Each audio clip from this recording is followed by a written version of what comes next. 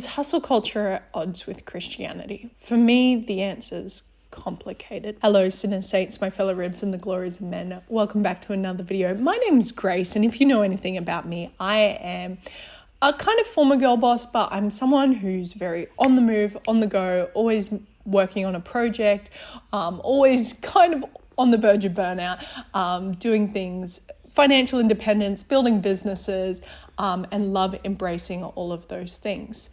But I also have a very deep wrestle, and this is a bit of a confession video. I also have a very deep wrestle with the slower or more modest parts of Christianity. And the gleams and promises of hustle life and culture can be very at odds with Christianity and its teachings.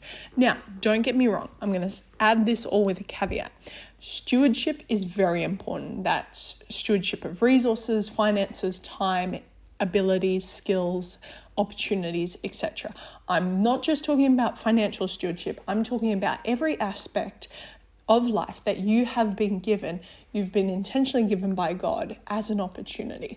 And so we shouldn't forsake that. We shouldn't neglect that. We should be good stewards of those opportunities. On top of that, provision for one's family. I'm not just talking the bare minimum day-to-day kind of provision. I'm talking about leaving an inheritance for one's children, providing security and safety is also a very, very strong command in Christianity. But there are still many verses that warn us about money. Jesus spoke on a lot of things.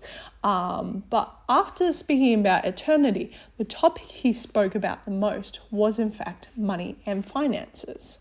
So it's not a thing that we should neglect or just take lightly. So some quintessential passages. Keep your life free from the love of money and be content with what you have, for he has said, I will never leave you nor forsake you. Hebrews 13:5. Here we already have a call to resist lifestyle inflation. Just because you have extra money or extra margin doesn't mean you should go and spend it for the sake of it. But also an exhortation to find our security in God first. Another classic verse, but godliness with contentment is great gain, for we bring nothing into the world and we cannot take anything out of the world. But if we have food and clothing, with these we will be content. 1 Timothy 6:6-8. Interesting how it notes that the gain is in the contentment. And it also provides a very interesting self-awareness. Am I content with just food and clothing? Now, those are great blessings, of course, but would I be content with those alone? Not that I'm speaking of being in need, for I have learned in whatever situation I am to be content. I know how to be brought low, and I know how to abound in any and every circumstance. I have learned the secret of facing plenty and hunger, abundance and need. I can do all things through him who strengthens me. Philippians 4:11-13. So a great point of self-reflection in every season, regardless of if it's in abundance or in need, am I pursuing contentment? Now, I also will add hustle culture and that pursuit of the grand and the great. It also has often with it the connotation or the association of neglecting one's family. Now, I say this as well, you can be entirely invested in your family, be discontent, be forsaking God and neglecting God as well.